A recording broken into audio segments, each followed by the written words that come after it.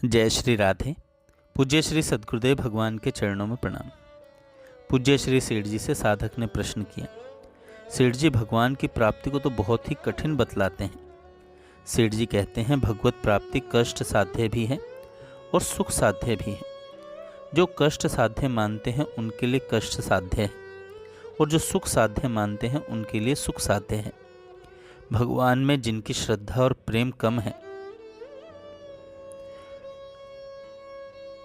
उनके लिए भगवत प्राप्ति कष्ट साध्य है और जिनका भगवान में प्रेम और विश्वास है उनके लिए भगवान की प्राप्ति सुलभ है। भगवान की प्राप्ति में श्रद्धा और प्रेम ही प्रधान है। नित्य निरंतर चिंतन करने वाले भक्तों के लिए तो भगवान की प्राप्ति सुलभ एवं सुख साध्य ही है, क्योंकि भगवान ने स्वयं गीता में कहा है, अनन्य चेता सततम यो माम स्मृति नित्यशः तस्या अहम सुलभ पार्थ नित्य युक्तस्य योगिना। हे अर्जुन, जो पुरुष मेरे में अनन्य चित्त से स्थित हुआ सदा ही निरंतर मेरे को स्मरण करता है, उस निरंतर मेरे में युक्त हुए योगी के लिए मैं सुलभ हूँ, अर्थात सहज में ही प्राप्त हो जाता हूँ।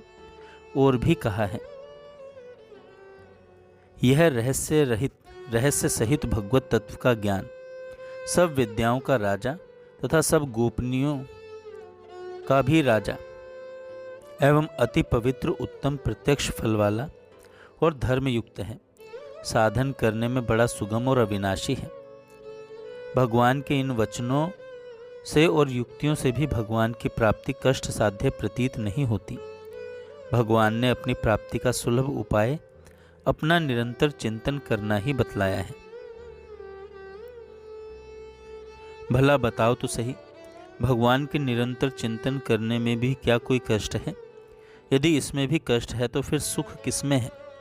भगवान का चिंतन करने से तो सर्व पापों का, अवगुणों का और दुखों का नाश होकर उत्तरोत्तर परमानंद एवं परम शांति की वृद्धि होती जाती है। आरंभ से लेकर अंत तक साधन और सिद्धि में आनंद ही आनंद है। इसलिए उस आनंद स्वरूप भगवान ने इससे बढ़कर दूसरा कोई सुलभ उपाय नहीं बताया है।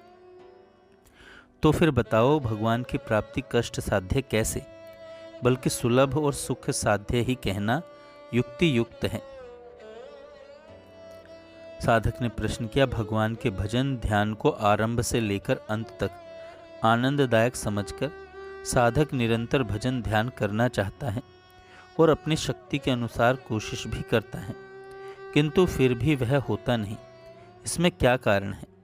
सेठ जी कहते हैं, श्रद्धा और प्रेम की कमी होने के कारण यथोचित चेष्टा नहीं की जाती, इसलिए भजन ध्यान निरंतर नहीं बनता है। साधक ने कहा, भगवान में अतिशय प्रेम और श्रद्धा होने के लिए साधक को क्या करना चाहिए? भगवान के गुण और प्रभाव का तत्व जानने से भगवान में श्रद्धा होती है और श्रद्धा से भगवान में प्रेम होता है। भगवान के प्रेम, प्रभाव, गुण और रहस्य की अमृतमयी कथाओं का उनके प्रेमी भक्तों द्वारा एवं शास्त्रों द्वारा श्रवण, पठन और मनन करके उनके अनुसार चलने से भगवान के गुण प्रभाव का रहस्य समझ में आता है। इससे उनमें पूर्ण श्रद्धा और अनन्य प्रेम हो सकता है। किसी में भी क्यों ना हो, जितना जितना उसका प्रभाव समझ में आता है उतनी उतनी श्रद्धा बढ़ती है। जितनी श्रद्धा होती है उतना ही प्रेम हो जाता है। श्रद्धा प्रेम के अनुसार ही भजन ध्यान का साधन तेज होता चला जाता है। अतएव भगवान में पूर्ण श्रद्धा और अनन्य प्रेम होने के लिए उन महापुरुषों का संग करना चाहिए जिनका भगवान में अनन्य प्रेम और अतिशय श्रद्धा है, जो नित्य निरंतर निष्काम प्रेम भाव से भगवान को भजते हैं। ऐसे महापुरुषों के संग से ही भगवान में पूर्ण श्रद्धा और अनन्य प्रेम होता है।